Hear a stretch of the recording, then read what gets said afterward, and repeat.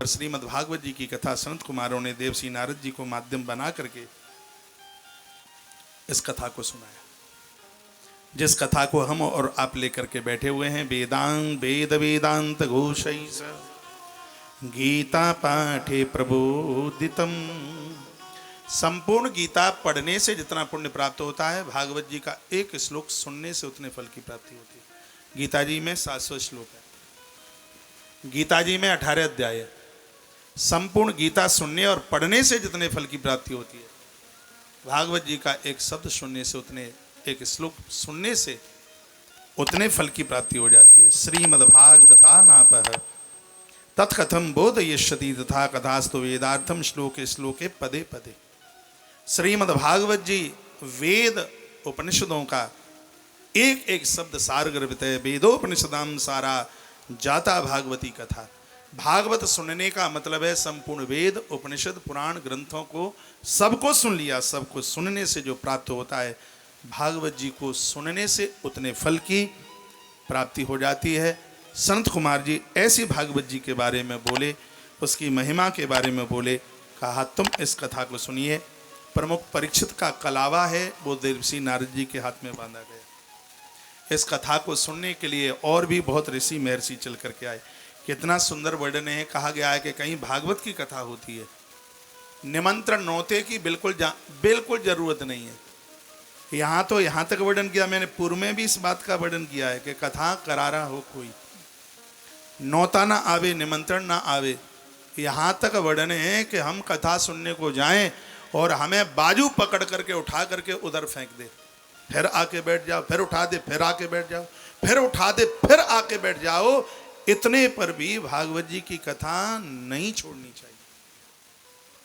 इतनी पुण्यदायक, इतनी कल्याणमयी ये कथा है।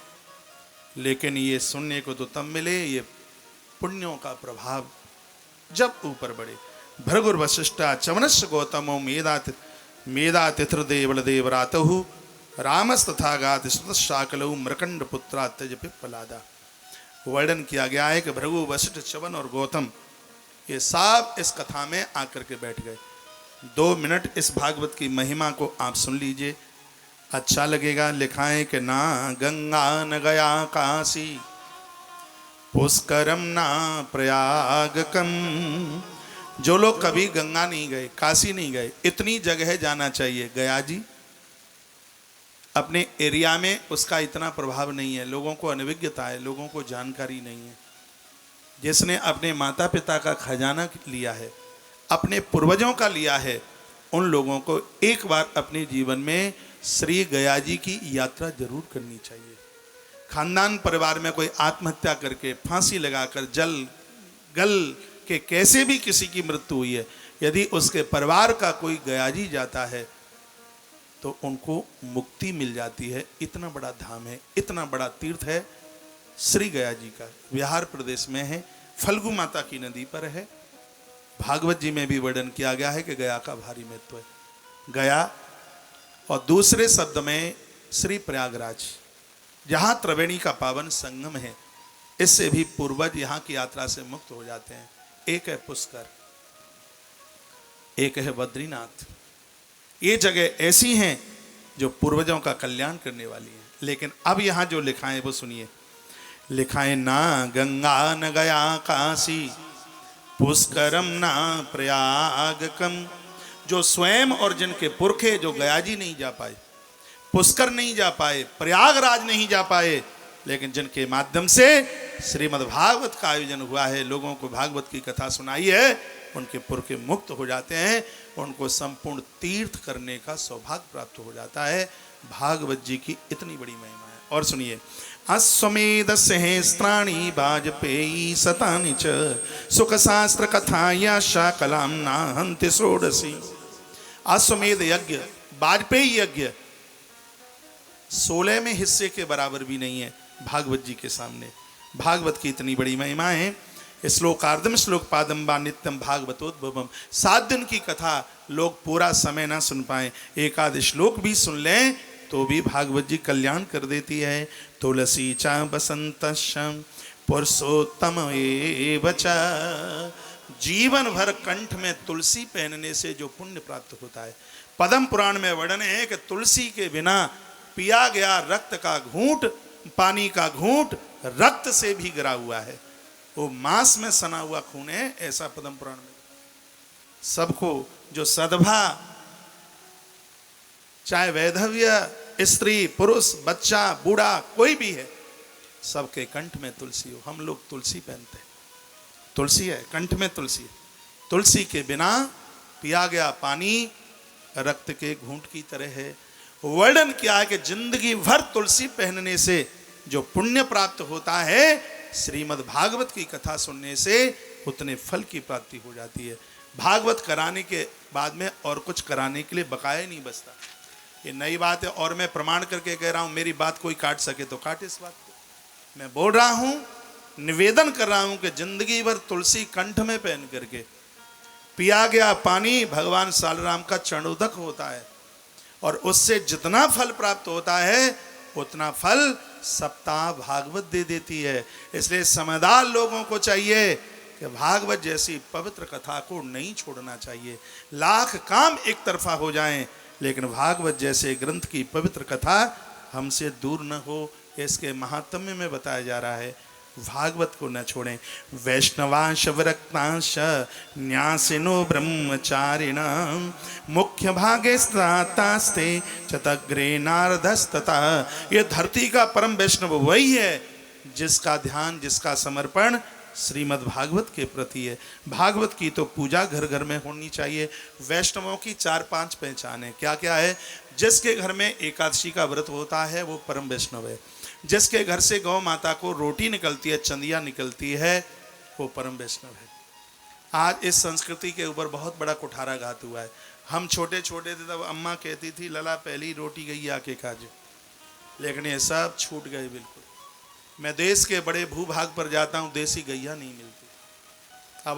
अब तुम तो कहोगे कि गैया ने नाक में दम कर रखी है, पूरी खेती, पूरी फसल सब उजाड़ दी।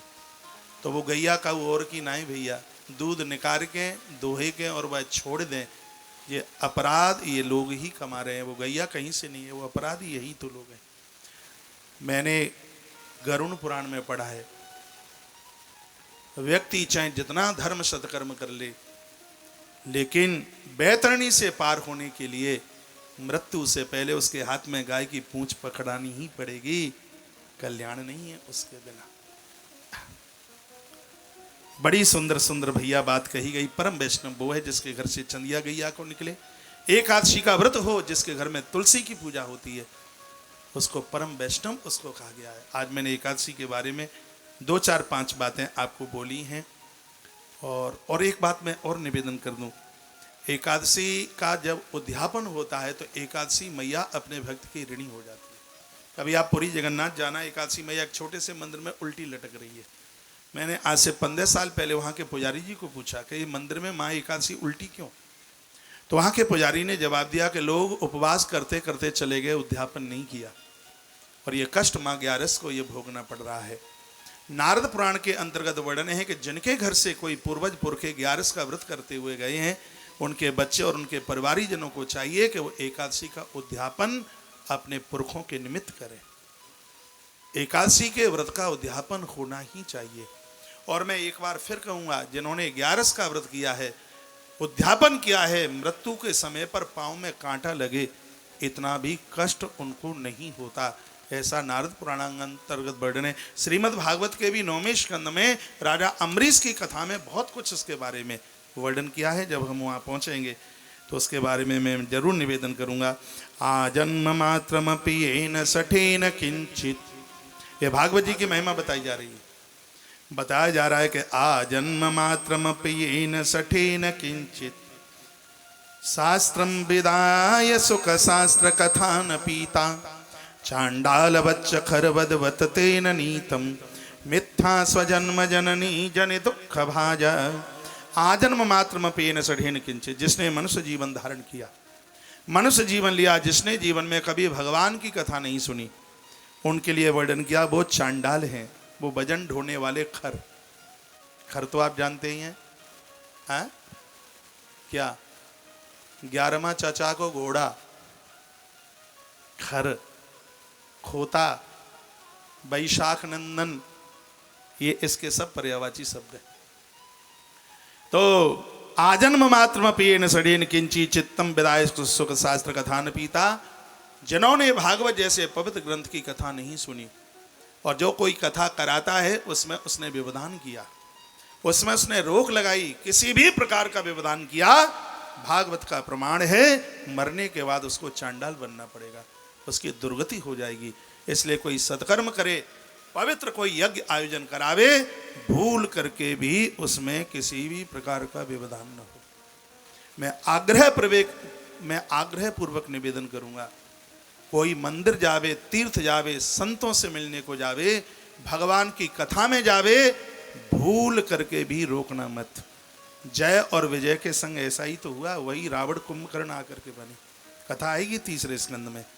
मैं निवेदन करूंगा, मैं बोलूंगा कि कोई भी मंदिर जाता है, तीर्थ जाता है, गुरुजनों से मिलने को जाता है और भगवान की कथा में जाता है, भूल करके भी रोकना मत।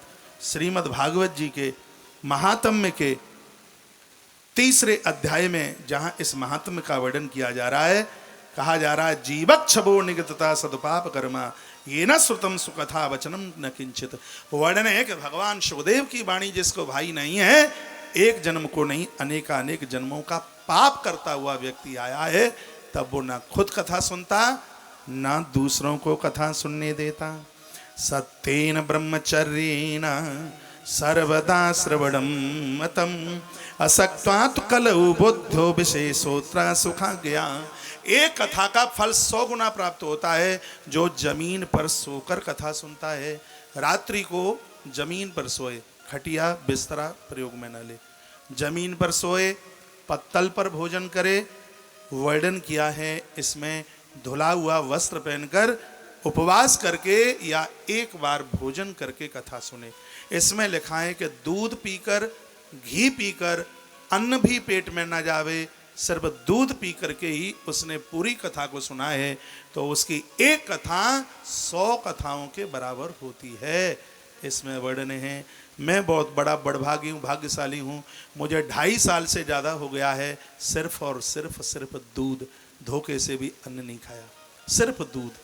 आज तो शायद दूध भी नहीं मिला है, टाइम ही नहीं इतना मिला।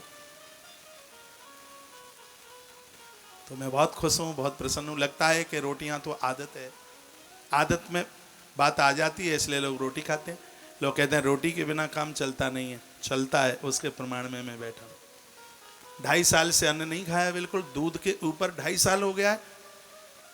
और आनंद की बात यह है कि कहीं मुझे उत्साह में कमी नजर नहीं आती।